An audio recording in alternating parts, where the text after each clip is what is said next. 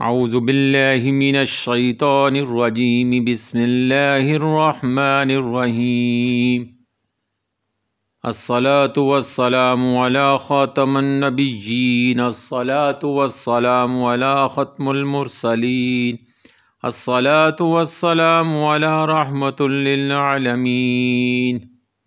فما بعد حدیث اليوم۔ اس حدیث میں ایک دعا ہے جو ہر قسم کے شر اور موذی جانور سے اور ہر قسم کی موذی تکلیف سے بچنے کی دعا ہے جی۔ حدیث نمبر 6878 صحیح مسلم میں یہ ہے۔ یہ کہتے ہیں کہ میں نے سعد بن ابی وقاص رضی اللہ تعالیٰ عنہ کو کہتے سنا، انہوں نے کہا میں نے حضرت حولہ بنت حکیم سلمیہ سے سنا، وہ کہتی تھیں میں نے رسول اللہ صلی اللہ علیہ وآلہ وسلم کو یہ فرماتے ہوئے سنا، جو شخص کسی بھی منزل پر اترا اور اس نے یہ کلمات کہے، یعنی کسی بھی منزل پر جہاں کہیں بھی گیا، اور ایک تو یہ سفر کے لیے بھی ہے، دوسرا منزل پہ پہنچنے کے لیے بھی ہے، تیسرا یہ آپ اپنے گھر میں ہر روز یہ پڑھ سکتے ہیں، یا گھر سے باہر نکلیں تو بھی پڑھ سکتے ہیں۔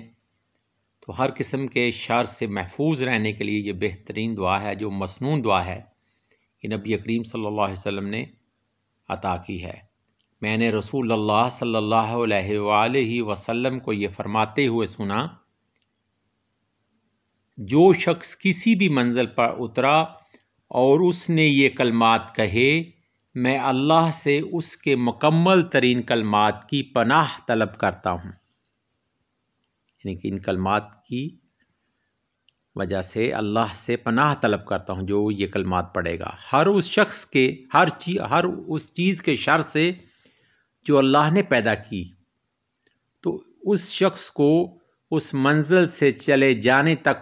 کوئی چیز نقصان نہیں پہنچائے گی۔ سبحان اللہ و بحمدہ سبحان اللہ العظیم، یعنی کہ جو بھی یہ پڑھے گا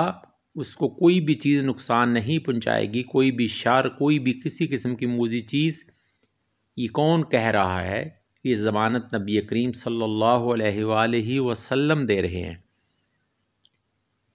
یعنی کہ وہ کلمات کیا ہیں؟ اعوذ بکلمات اللہ التامات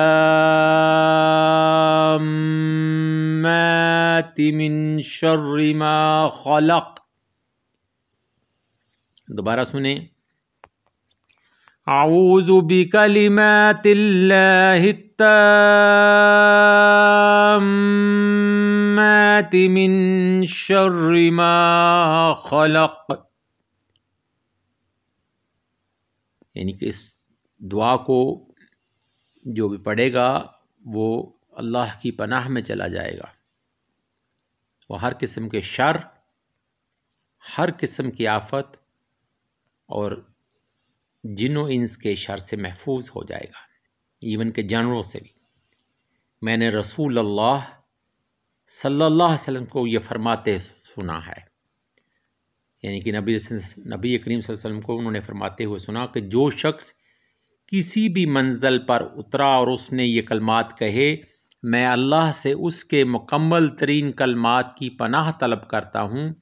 ہر اس چیز کے شر سے جو اس نے پیدا کی،